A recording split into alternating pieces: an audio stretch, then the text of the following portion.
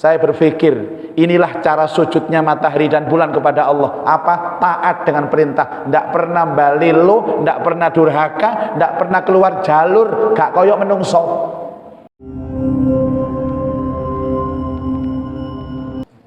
Assalamualaikum warahmatullahi wabarakatuh.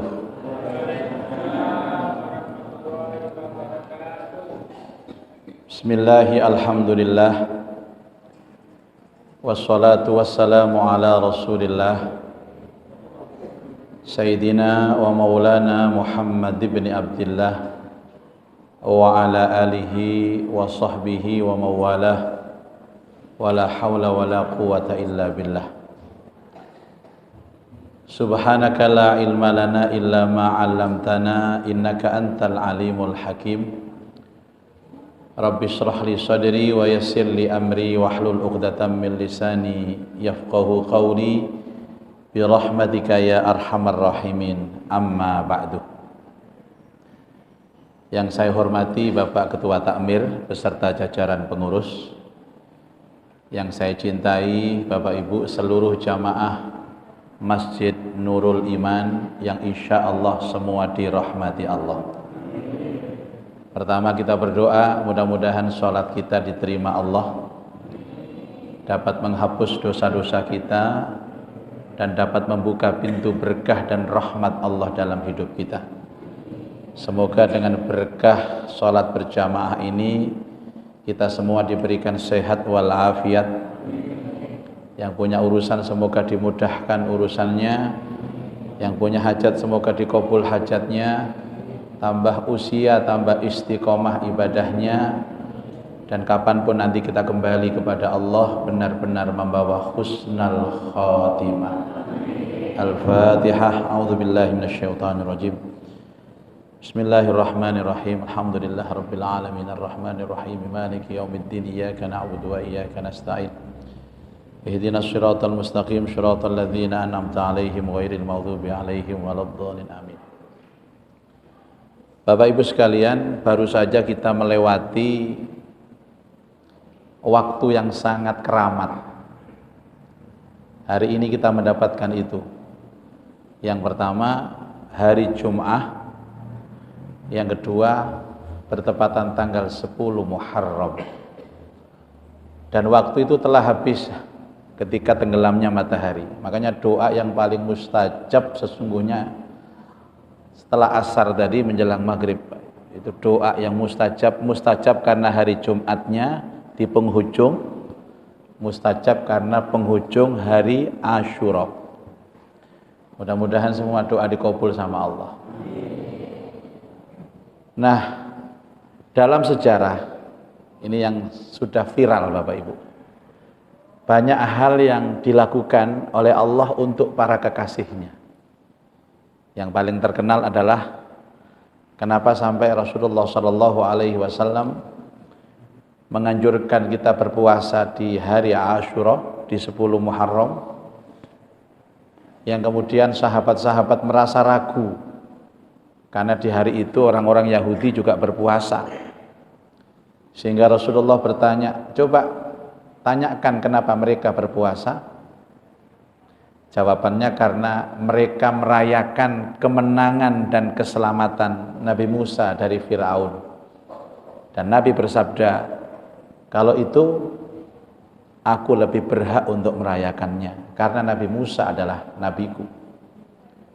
Di samping itu juga sejarah menorehkan Allah menyelamatkan Nabiullah Ibrahim alaihissalam dari kobaran api Namruj di 10 Muharram.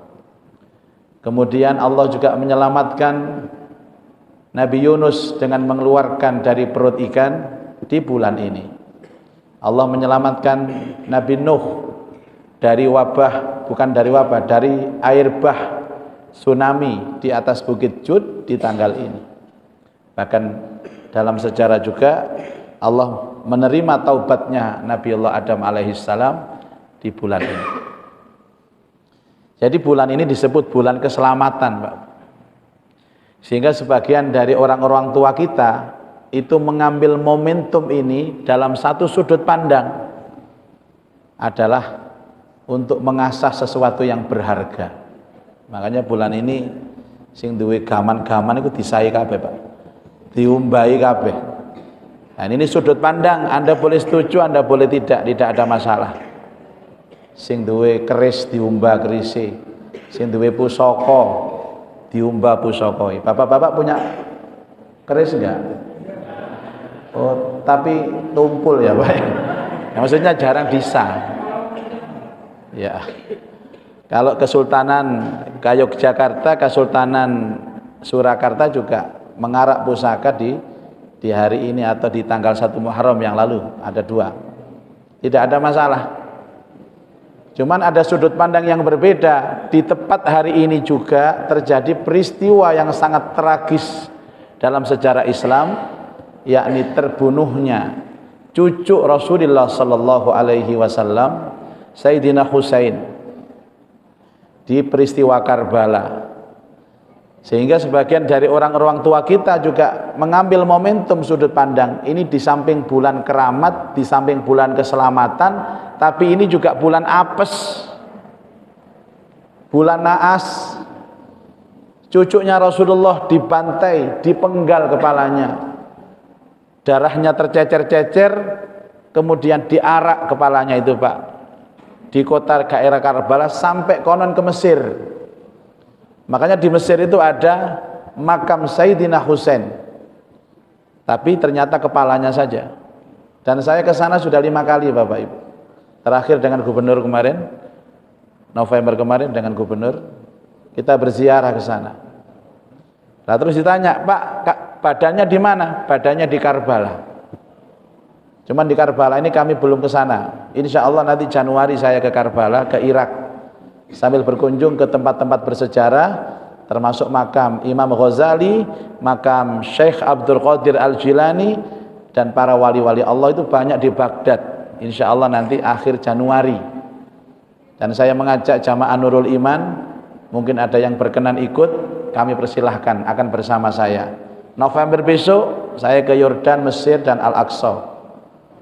Dan biayanya untuk khusus yang datang sama, cukup menyiapkan Rp2.500.000 saja. Rp2.500.000 untuk cicilan yang pertama.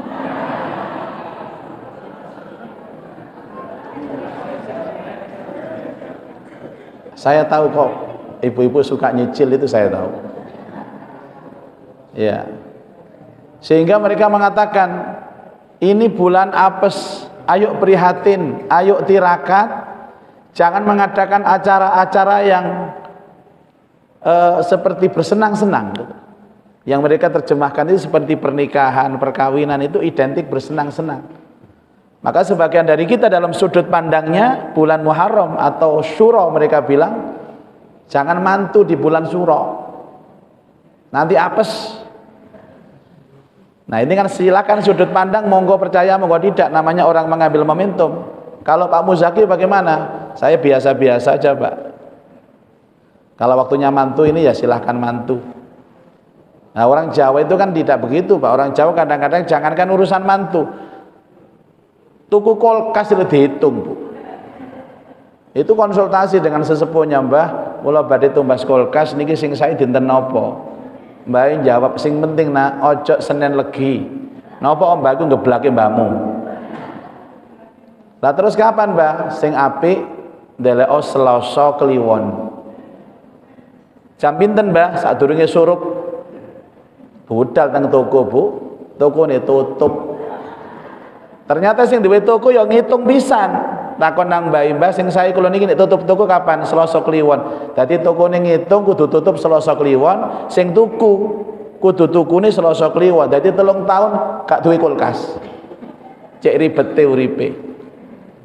Silahkan. Tapi bukan itu, Pak, yang harus kita ambil pelajaran dari segalanya. Nah, kalimat Muharram ini, Bapak Ibu, adalah kalimat yang langsung ditetapkan Allah. Inna iddatash syuhur indallahi isna asyara syahran fi kitabillah yauma khalaqas samawati wal arda minha arba'atun hurum, al-ayah At-Taubah 36. Sesungguhnya bilangan bulan menurut Allah yang sudah termaktub dalam tulisannya saat Allah menciptakan langit dan bumi berjumlah 12. Minha arba'atun hurum, di antara 12 itu 4 yang paling dimuliakan. Di ayat itu tidak jelaskan, tapi dalam hadis dijelaskan. Kata Rasulullah, yang 3 berurutan, yang 1 terpisah. Yang berurutan Zulqa'dah, Zulhijjah, Muharram. Yang terpisah Rajab. Dan kita berada di bulan itu, bulan Muharram. Jadi penamaan-penamaan kalender ini Bapak Ibu sekalian, itu sudah ada sejak diciptakan langit dan bumi. Hanya kurang populer Bapak Ibu. Makanya ulama-ulama sepakat menghafalkan bulan-bulan Islam ini hukumnya fardu ain, kewajiban personal, bukan fardu kifayah. Sebab urusan ibadah semuanya terikat dengan ini Pak.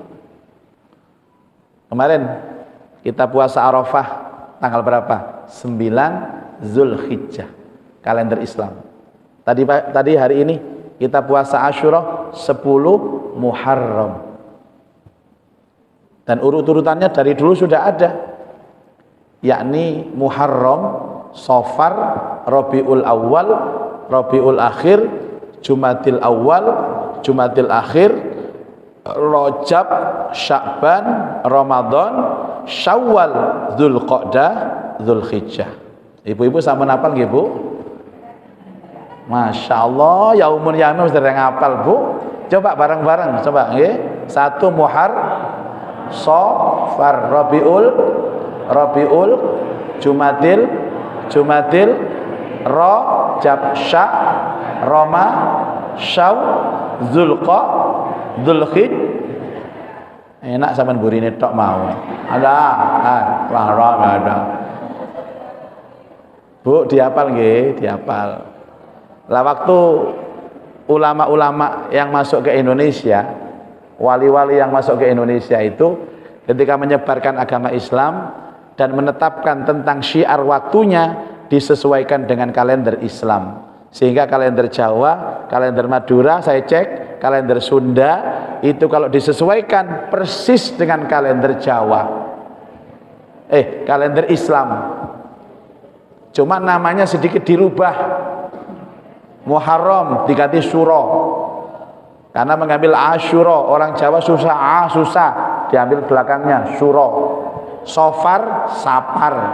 Rabiul Awal karena kelahiran Nabi, Maulud, Ba'da, Maulud, Jumadil, Red, Ru, Po, Sa, Sel, Bes. Niki sing hafal sing sepuh-sepuh niki.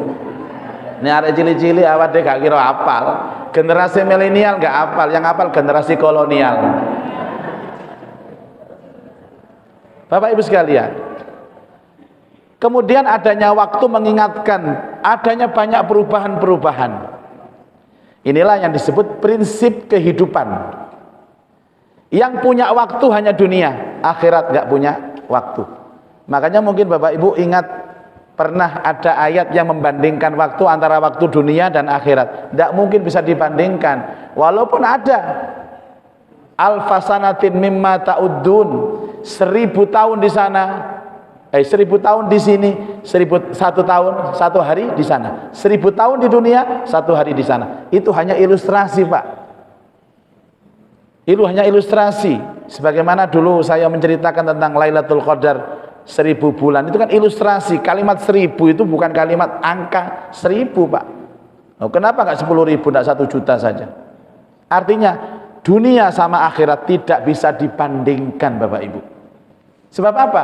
Dunia pakai waktu, akhirat tidak pakai waktu. Nah, ketika Allah menciptakan waktu di dunia ini, Allah menciptakan perangkatnya Pak. Dan perangkat itu 2, 1 matahari, 2 bulan. Yunus ayat 5.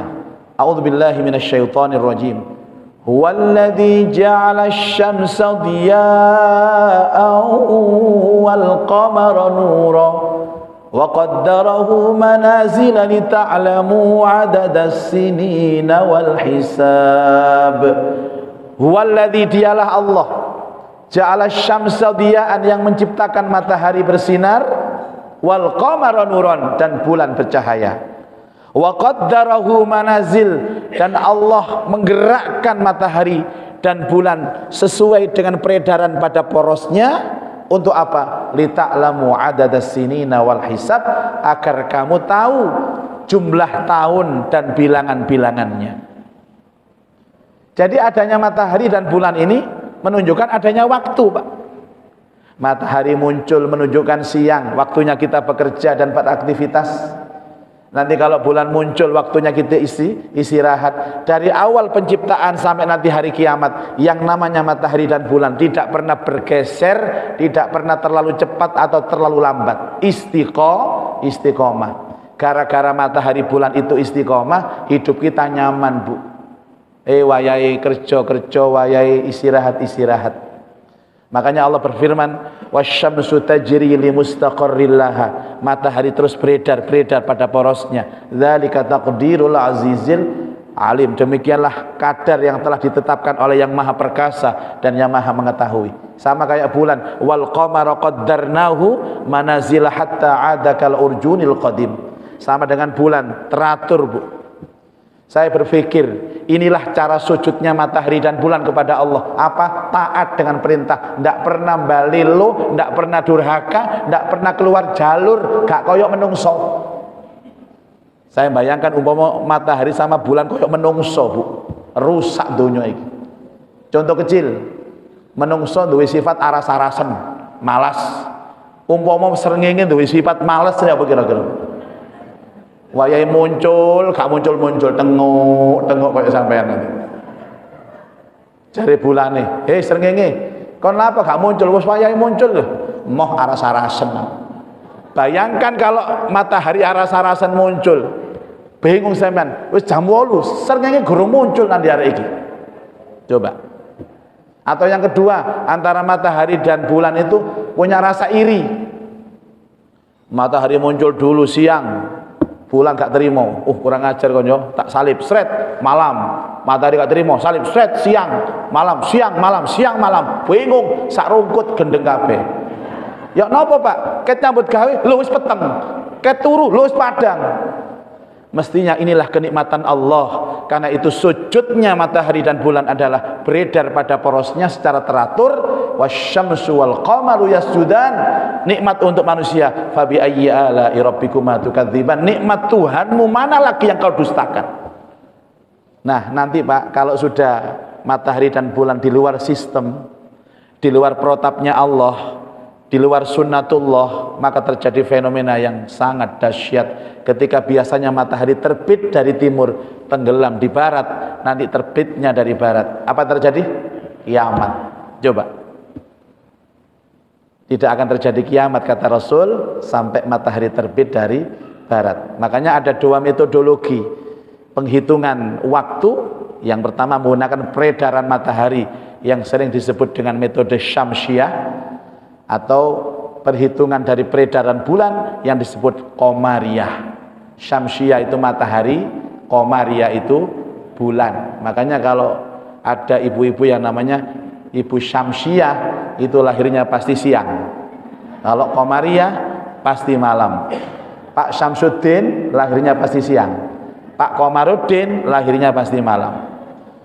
Nek ana Bu Qamariyah kok lahirnya awan, iku makne kerinan iku, Bu. Itu artinya, maaf, yang Qamariyah sudah didahului oleh tahun-tahun sebelum kita, Bu. Tahun Masehi namanya. Tahun Masehi itu konon dimulai dari lahirnya Al-Masih Isa ibnu Maryam, yang sekarang jumlahnya 2023. Itu dimulai dihitung dari peredaran matahari, sehingga mereka perubahan tanggalnya terjadi kapan? Terjadi saat matahari muncul. Matahari muncul itu kapan, Bu?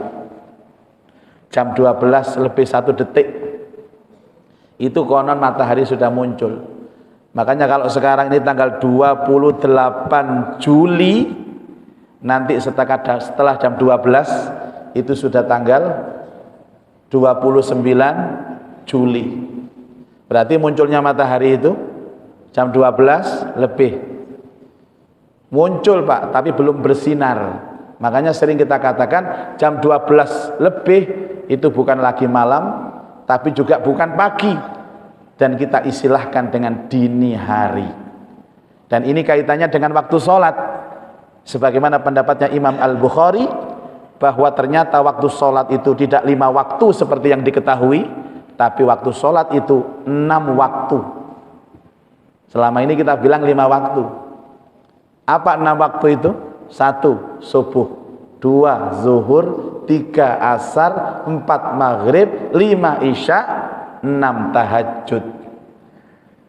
Bapak Ibu tahu nggak tahajud itu diwajibkan kepada Rasulullah, disunnahkan kepada umatnya.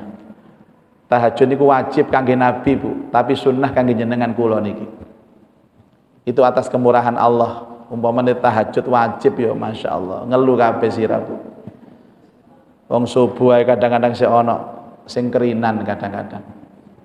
Sehingga dalam konsep Al-Bukhari dikatakan bahwa kesalahan fatal bagi orang yang selalu menerjemahkan waktu sholat itu habis ketika datang waktu sholat berikutnya. Coba Bu, zuhur waktunya habis ketika datang waktu asar. Diteruskan, asar habis ketika datang waktu oke, lanjut. Maghrib habis ketika datang waktu isya, lanjut. Isya habis ketika datang waktu subuh. Subuh habis ketika datang waktu lo diterus-terus sunatan. Mosok subuh habis ketika datang waktu duhur itu? Bukan begitu. Karena kita melihat sholat wajibnya saja, Bu.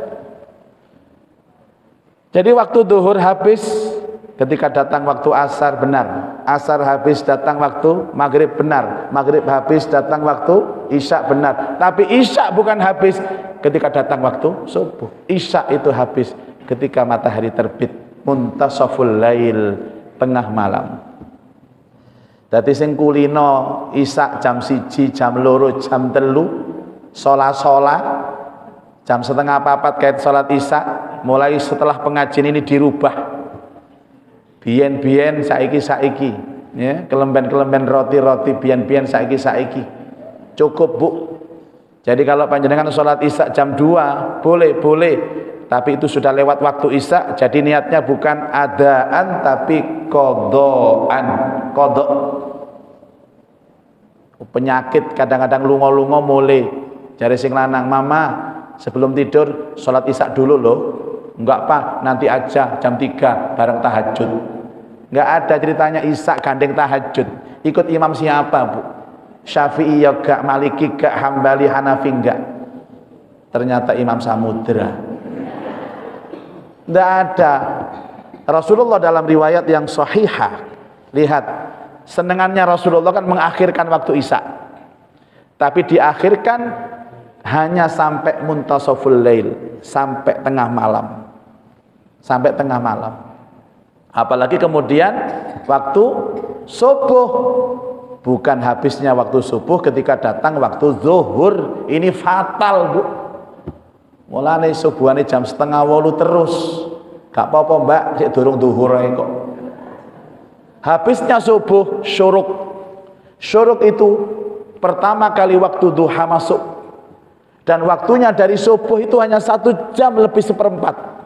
Ini waktu sudah dipatok. Jadi kalau melihat bagaimana waktu duha, itu harus dilihat waktu subuh. Contoh, Surabaya, subuhnya jam 4 lebih 1/4. Maka 5:30 habis waktu subuh. Kalau panjenengan sholatnya subuh jam 6, itu lewat waktu subuh. Bukan subuh adaan, tapi kodokan. Kodok sudah. Itu jam 6. Kalau jam 7 bukan kodok lagi, tapi kawanan, kesiangan. Ada orang hobinya itu menjamak subuh sama duha. Ini jamak apa namanya? Inna sholata kanat alal mu'minina kitaban mauquta. Ditetapkan waktunya oleh Allah untuk kaum mukminin. Nah, adapun perhitungan bulan yang qamariyah itu dari terbitnya bulan. Seperti ini Bapak Ibu. Makanya tadi sebelum maghrib tanggal 10 Muharram, sekarang sesudah maghrib sudah tanggal 11 Muharram. Ini perhitungannya. Pada waktu Rasulullah SAW bercerita tentang Ashabul Kahfi, Rasulullah berusaha untuk menjelaskan tentang waktu baik dalam peredaran matahari maupun bulan. Ayatnya walabisu fi kahfihim salasami'atin sinin wazdadu tis'a. Dan mereka pemuda-pemuda yang ada dalam gua itu berada dalam gua selama 300 ditambah 9. Apa maknanya? 300 dalam hitungan Syamsiah, 309 dalam hitungan Qamariyah. Dua-duanya dipakai. Para jamaah sekalian, dulu itu kita punya tanggal, kita punya bulan. Kita punya tanggal, kita punya bulan. Tapi kita belum punya tahun. Karena apa? Karena ibadah itu tidak kaitannya dengan tahun, Pak. Ibadah itu hanya kaitannya dengan tanggal dan bulan. Kemarin puasa Arafah 9 Zulhijjah. Tidak peduli tahun. Karena setiap bulan itu muncul, Bapak Ibu. Bulan pertama kali muncul yang sering kita sebut dengan hilal. Inilah yang menjadi patokan kita untuk beribadah. Jadi mohon izin, mohon maaf kalau ada yang mengatakan kemarin saya berpuasa Arafah hari Selasa tanggal 27 karena saya melihat orang wukuf di Arafah. Itu salah, Pak. Tidak ada ibadah dikaitkan dengan ibadah. Ibadah dikaitkan dengan waktu. Yang benar saya puasa Arafah sekarang karena saya yakin ini sudah masuk 9 Dzulhijjah. Bukan karena melihat orang wukuf. Lah rumiyin terus pundi kan teknologi TV, kan teknologi HP. Mau lihat orang wukuf dari mana dulu? Tetap melihat hilal. Hilalnya 1 Dzulhijjah ditentukan, baru menentukan tentang puasa Arafah. Apalagi kalau orang melihat wukuf pada Rasulullah sallallahu alaihi wasallam itu hajinya cuma sekali. Otomatis wukufnya juga sekali. Padahal beliau melaksanakan puasa Arafah itu jauh sebelum haji. Nah terus sebelum haji Rasulullah puasa Arafah, patokannya apa? Wukuf. Wong dereng wukuf kok. Jadi patokannya adalah tanggal dan bulan.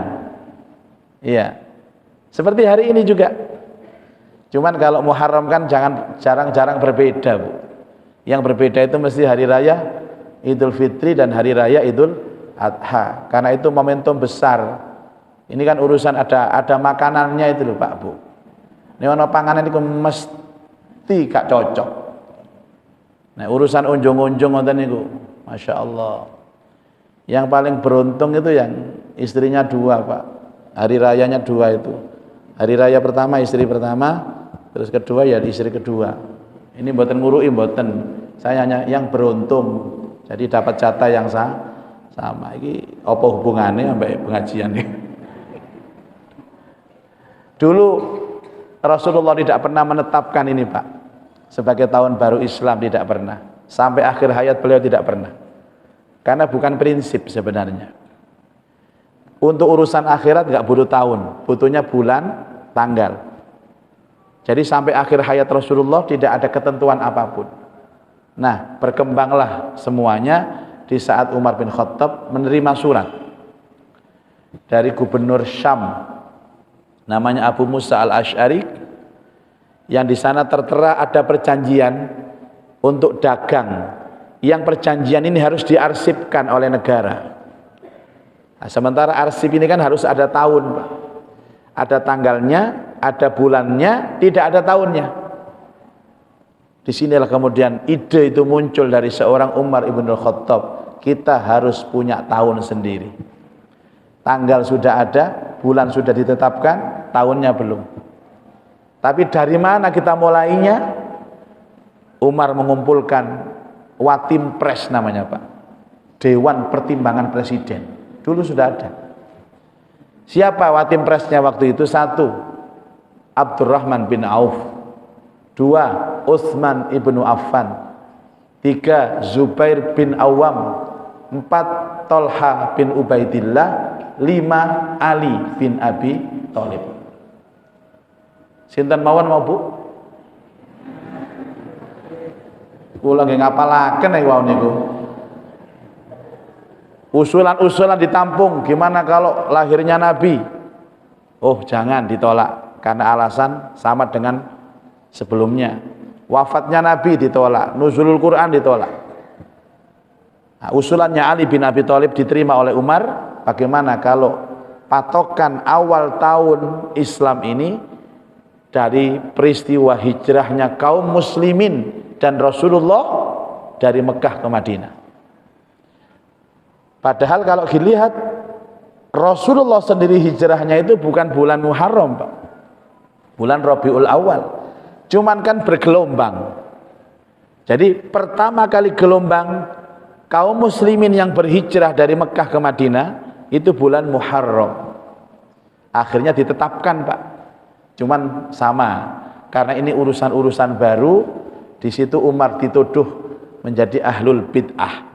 Umar ini, Rasulullah tidak pernah menentukan tahun, kok kamu menentukan tahun. Tapi Umar tetap kekeh menentukan ini tahun. Kamu ini ahlul bid'ah, nggak apa-apa bid'ah, tapi ini bid'ah yang baik.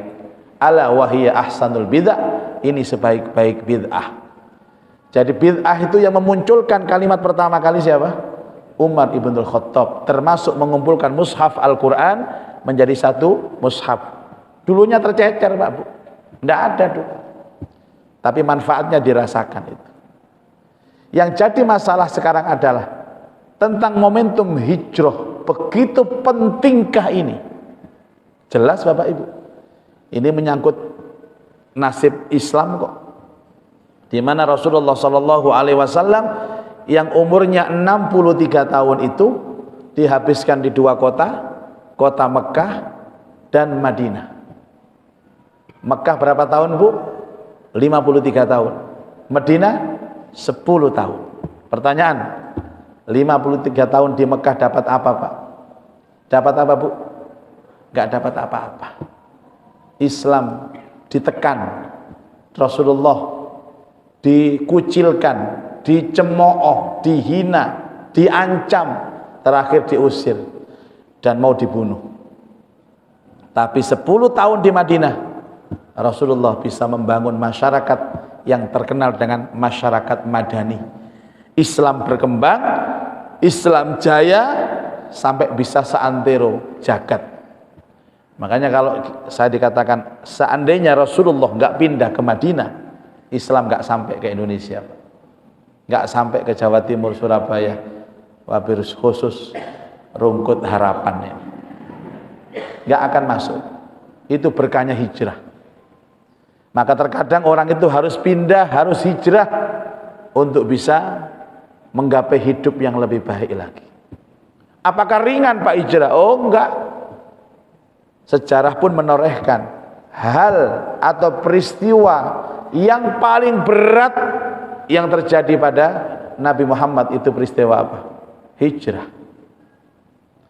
Bu, 53 tahun Pak, lahir di Mekah, besar di Mekah, menikah di Mekah, diusir Pak. Jenengan 53 tahun nang Surabaya, gua teng Kalimantan mriko. Makanya orang-orang yang berhijrah itu merasa berat, karena hijrah itu identik dengan jihad. Jihad itu berat. Nah, ayat-ayat hijrah itu selalu bersanding dengan jihad. Innalladzina amanu wa hajaru wa jahadu. Sesungguhnya orang yang beriman, berhijrah dan berjihad. Tapi gara-gara berat itu, gara-gara nggak enak itu, Allah memberikan kemenangan. Hadirin Bapak Ibu, setelah Nabi pindah ke Madinah, apakah Nabi pernah balik ke Mekah? Jawabannya pernah. Berapa kali? Mboten ngitung Ustaz. 4 kali. Ada yang mengatakan 5 kali. 1 kali haji, 4 kali umroh. Tapi apakah Rasulullah ketika balik ke Mekah kemudian nggak balik ke Madinah, tinggal di Mekah? Tidak. 53 tahun tidak mempengaruhi Rasulullah ketika balik ke Mekah lagi, kemudian menetap di Mekah. Boten. Itulah kekuatan hijrahnya Rasulullah bersama sahabat. Makanya Rasulullah itu lahirnya di Mekah, wafat dikubur di Madinah. Kan sunnah. Kalau bisa kita itu lahir dan mati di tanah yang berbeda, di kampung yang berbeda. Maksudnya kampung yang berbeda itu ya Surabaya, Sidoarjo Pak. Ya aja padha rungkute. Kok lahir nang rungkut kene kok mati nang penjaringan. Ya sama saja wong cedhek ngono. Iya kan? Coba Rasulullah begitu. Enggak ada wasiat tolong nanti aku kalau meninggal dunia kuburkan di Mekah, enggak ada. Dalam hadis sebaik-baik makam itu adalah makam terdekat di mana kita wafat. Makanya kalau ada bapak-bapak, ibu-ibu yang sering-sering berwasiat kepada anak cucunya, nak, engko nek emak mati kubur nang desa ya. Desane pundi Pak? Pacitan mriku. Ngerepot nah mlakune pinten jam mriku niku. Padahal orang kalau sudah meninggal itu harus segera dikuburkan, Pak. Tidak ada yang paling diinginkan seorang yang meninggal dunia kecuali dia cepat-cepat langsung masuk kubur. Dunia itu terasa panas Bapak Ibu. Saya kan gak pengalaman mati kok apa, makanya gak kerasa. Ini sudah disampaikan oleh Rasul. Dipercepat. Apakah Rasulullah tidak mencintai Mekah? Sangat Bapak Ibu. Bahkan Rasulullah itu ketika keluar dari Madinah di perbatasan, beliau melambaikan tangan. Wahai bumi Mekah, engkau adalah bumi yang paling dicintai Allah dan aku cintai. Seandainya bukan karena umatku mengusirku, aku tidak akan pernah meninggalkanmu selama-lamanya. Kalau kita melihat Bapak Ibu, berapa banyak orang yang sukses itu adalah semuanya muhajirin. Saya kira banyak ini penduduk sini, perumahan sini ini semuanya muhajirin. Jarang yang asli Pak sini Pak. Mesti kok desa kabeh niki. Maksud saya kalau sudah di kota jangan balik. Ya balik sambang mawon. Jangan terus di desa. Saya punya kawan itu Pak. Saya lahir di daerah Gresik tapi yang pucuk sana, Kecamatan Bunga, Desa Mojopuro Wetan sana itu. Mungkin ada dari sini yang daerah sana. Dekat Bengawan, Deso Keso. Tapi saya setelah lulus MI, lulus SD itu saya langsung mondok. Dan setelah mondok saya tidak pernah kembali lagi ke desa saya kecuali hanya sambang kepada saudara. Jadi saya setelah keluar sejak SD itu Bapak Ibu ke pondok sampai detik ini tidak pernah mukim lagi di sana. Saya pulang setahun 3 kali. Hari Raya Idul Fitri, Hari Raya Idul Adha, dan biasanya bulan Maulid. Kecuali kalau ada saudara punya gawe. Artinya saya nggak pernah menetap di sana. Dan masih ada satu kawan saya SD Pak. Itu masih tinggal di kampung itu Pak. Mesti kemul-kemul nang gerdu air itu. Kalau dia lihat saya datang, diuber. Napa? Njaluk duit. Wis iki duit, njaluk duit. Terus dia ngomong ke saya begini. Enak kon saiki ya uripmu ya nang Surabaya. Wis sugih, donyamu akeh, viral. Bisa ngomong viral bareng wong desa. Terus saya bilang, aku lah balik ngomong nang awakmu Cak.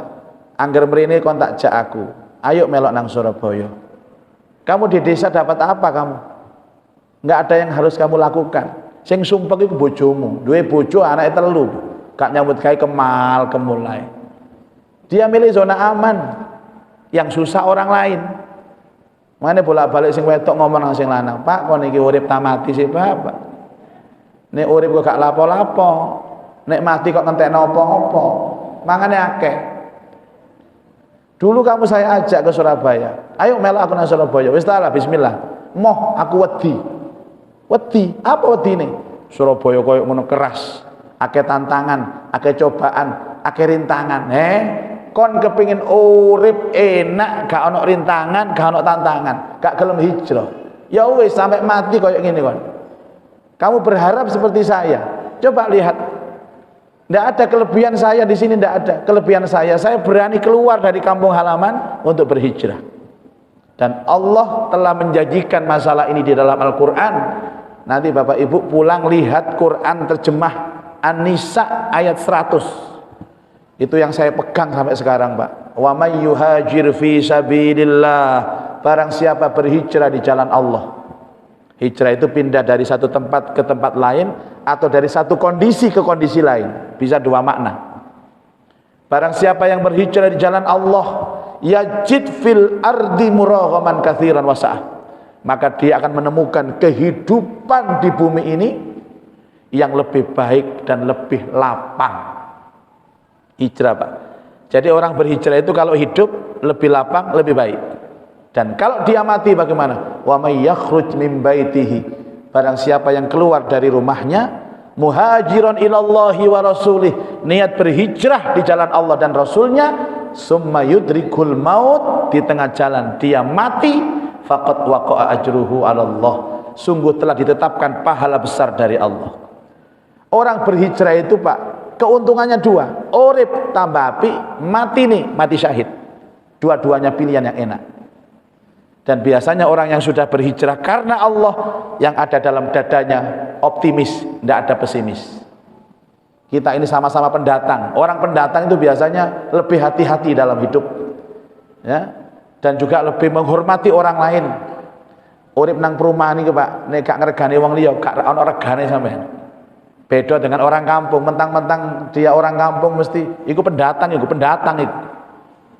Saya ini sudah pindah 9 kali, Bu. Kontrak, makanya sebutannya saya ini kontraktor. Terakhir sampai punya rumah sendiri itu 9 kali. Dan barokahnya hijrah 9 kali, banyak saya mengenal karakter manusia. Makanya setiap kali ke sana kemari saya tidak pernah takut, demi Allah tidak pernah takut. Kapan hari saya diundang ke Pak Kapolda ini, Pak siapa? Pak Tony ya, Pak Kapolda. Habis pengajian ditanya, Pak Yai sering keluar malam? Sering, Pak. Pagi? Oh, tambah sering, Pak. Jam berapa? Ya tergantung. Biasanya safari subuh. Kalau di lintas Surabaya, Sidoarjo, Gresik, saya berangkat jam 3 cukup. Kalau di Jombang, Nganjuk, Medion, ya berangkatnya setengah 3. Kalau di Tulungagung ya jam 2 saya berangkat. Sama sopir, kadang-kadang, tapi sering enggak, Pak. Karena sopir itu masuknya di jam-jam kerja. Sendirian. Enggak takut, enggak. Waduh, bahaya, Pak Yai. Gak bahaya tak baik? Gak. Nanti kalau butuh apa-apa saya kawal. Nanti anak-anak buah saya kerahkan nanti. Tiap Polres nanti kan ada ngawal Pak Yai ngaji. Enggak, Pak. Saya sudah punya pengawal sendiri. Siapa? Malaikat. Saya, Pak Kapolda, saya keluar dari rumah saya niat hijrah. Dan Anis ayat 100 ini selalu saya bawa, Bu. Enggak pernah takut. Tapi sekarang banyak modus-modus penjegalan, perampokan di jalan, Pak. Ya, insya Allah aman dan Allah menyelamatkan saya. Saya baca wiritan Bismillahirrahmanirrahim. Baca wirid Bismillahilladzi la yadurru ma'asmihi syai'un. Baca wirid a'udzu bikalimatillahi tammati min syarri ma khalaq. Saya ini namanya lambe saya, Pak Kapolda, mulai keluar rumah wis zikir tok. Anjane aku wedi pisan anjene. Nah, kalau enggak punya senjata zikir bagaimana harapan kita selamat, Bu? Masya Allah, Pak Yai luar biasa. Nggak pernah, Pak Yai, ada kejadian dihadang orang di jalan itu. Alhamdulillah, puluhan tahun keluar malam pagi, nggak ada yang pernah menghadang. Kecuali sekali saja, Pak Kapolda. Hah? Sekali? Di mana? Di Bundaran Waru. Yang hadang bencong. Hati-hati, Pak, sama lewat Bundaran Waru, Pak. Hati-hati temenan yo. Bencongnya wae didangeten sret. Lah kan di jalan kan nggak enak, Pak. Saya pakai songkok putih, serban putih, pakai sarung, nyetir sendiri, didang bencong, minggir saya ini takut, Bu. Gimana kalau enggak tabrak lah. Ternyata ditotok itu kaca saya. Ya saya buka dari jauh, seret, dilihat, apa? Gak jadi, sungkan sampai serbane. Coba kalau bapak-bapak pakai celana, dadi. Ya apa saya ketemu. Astagfirullahaladzim. Hijrah, Bapak Ibu. Nah, karena momentum itulah kemudian dijadikan momentum ini menetapkan tahun baru. Karena itulah tahun baru ini dinamakan ada 4 penamaan.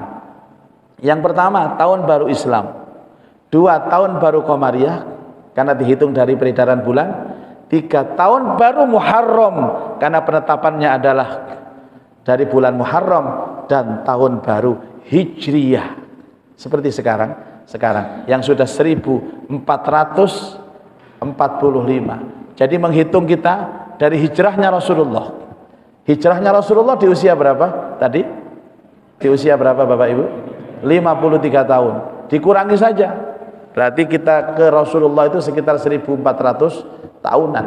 Jarak kita kepada Nabi Shallallahu alaihi wasallam. Sekarang yang pernah haji, pernah umroh, bandingkan suasana Mekah dan suasana Madinah. suasana kota yang ditinggalkan Rasulullah dan suasana kota yang didatangi dan dibangun Rasulullah. Beda apa mboten? Saya Pak, walaupun pahalanya lebih besar di Mekah karena sholat di Masjidil Haram itu kelipatannya 100.000, di Masjid Nabawi 1.000. Kalau disuruh milih mukim, saya milih di Madinah. Damai Bapak Ibu, berdekatan dengan Rasulullah, nggak kemerungsung sholat niku Pak. Coba temukan rukum terus kendaraan dier masuk, wah masya Allah. Makanya wong Blitar itu buka ketok magic temekah laris sampean Pak. Bengkel ketok magic temekah laris sampean. Saestu. Itu karakter yang dibangun oleh Rasulullah Shallallahu Alaihi Wasallam. Jenengan kalau ke Madinah Pak, coba ke sana diselami, ini sahabat ini, sahabat ini, sahabat ini, damai rasanya. Itulah bentukan kota Rasulullah Shallallahu Alaihi Wasallam. Makanya Madinah disebut Madinatul Rasul, adalah kota Nabi. Nabi bersabda, Mekah berkah karena doanya Nabi Ibrahim, Madinah berkah karena doaku. Inilah Bapak Ibu spirit Muharram. Mudah-mudahan kita juga diberikan Allah berkah sehingga terus semangat untuk berubah ya Bu, terutama perubahan dari yang tidak semangat ibadah menjadi semangat ibadah, semangat untuk memperbaiki bacaan Al-Quran, semangat untuk istiqomah di dalam menjalankan sunnah, dan semangat itu kalau bersama-sama begini itu lebih bagus Pak, lebih kuat. Al-barakah ma'al jamaah, keberkahan itu kalau kita bersama-sama. Terima kasih, tidak terasa sudah kumandang azan Isya. Semoga yang saya sampaikan ini disertai hidayah Allah, kita semuanya mendapatkan ilmu yang manfaat.